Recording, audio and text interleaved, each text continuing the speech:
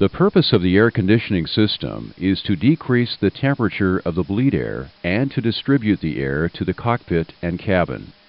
The system has two packs that are the primary source of conditioned air and pressurization for the cockpit and passenger cabin.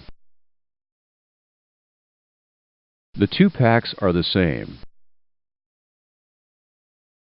and one pack can supply a sufficient quantity of conditioned air and pressure for all operations. The controls and indications for the air conditioning packs are on the forward overhead panel on the air conditioning bleed air controls panel and the cabin temperature controls panel.